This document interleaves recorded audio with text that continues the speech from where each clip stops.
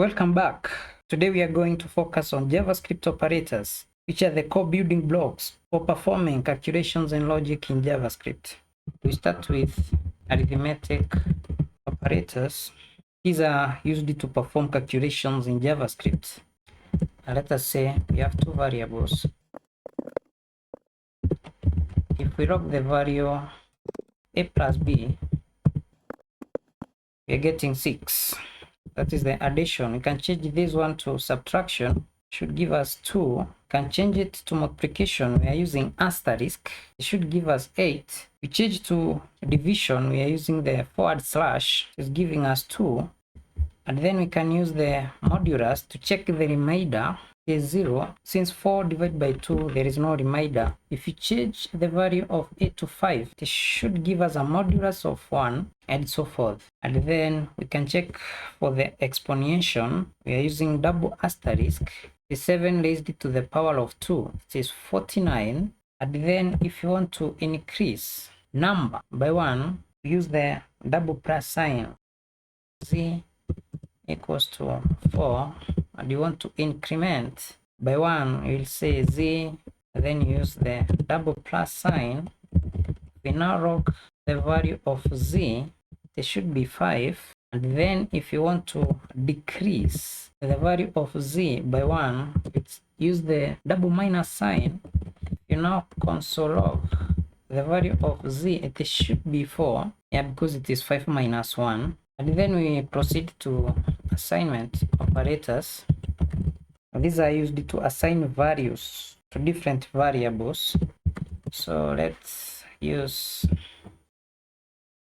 then we can say y plus equals 5.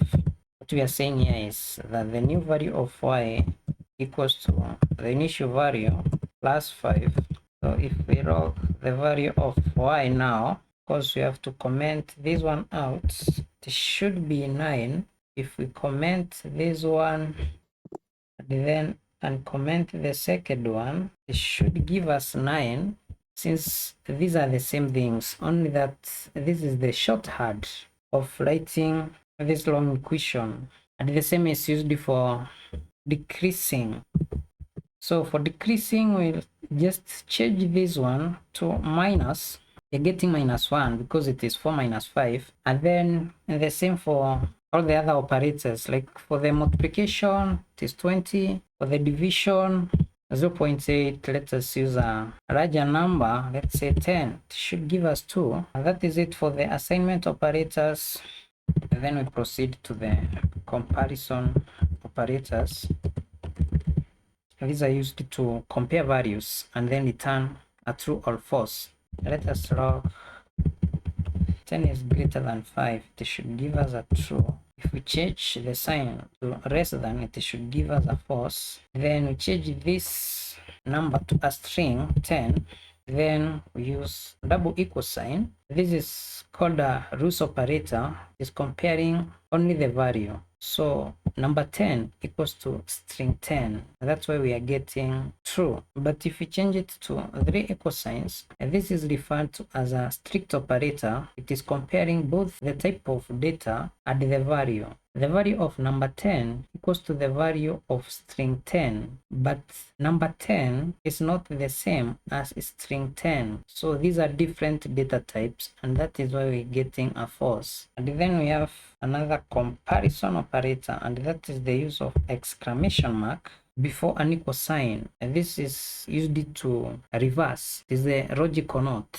We are saying the value of number 10 is not equal to the value of string 10. Like we saw, if we are only using 2 equal signs, that is a rows comparison. So these values are the same. But since we are trying to reverse that statement, that is why we are getting a false. If we add another equal sign, it should give us a true, because we are saying number 10 is not equal to string 10. You'll get to understand this better as we proceed in our upcoming lessons. Then we proceed to the logical operators, which are used to combine conditions. So let's log false and false. This should give us a true. We call this one the logical add or the double ampersand.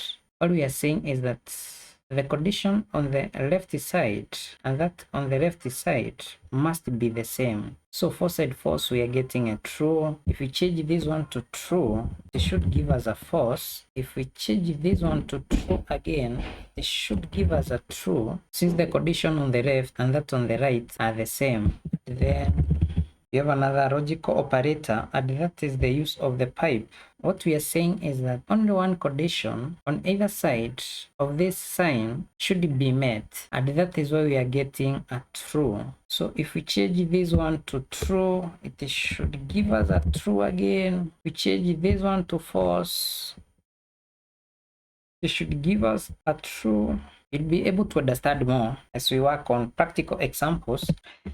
And then we have the last logical operator, and that is the use of exclamation mark. We are saying it is not true, so we are getting a false. That is the opposite of true. We change this one to false, we should get a true. Since we are saying the reverse of false, that's why we are getting a true. Finally, we have the ternary operator. It is the shortcut for if else statements, which should be covering in our future lessons. So let's say we have a variable age equals to 18 or even 19. So for us to use the ternary operator, we will set a condition. Age is greater or equal to 19. Then we use a question mark. Then we say for that one, it should be an adult. Else, by using the full colon, let us child. So if we log this, should get an adult because the age is 19. If we change it to 9, we should get a child. Yeah, if we change it to maybe 24, an adult, and so forth. We'll be running more of this in our upcoming lessons. Now that is a quick rundown of the JavaScript operators. In the upcoming lesson, I'll be covering control flows, that is the conditional statements and loops. If you haven't subscribed, make sure to do so that you are notified when I upload the next video. Thank you.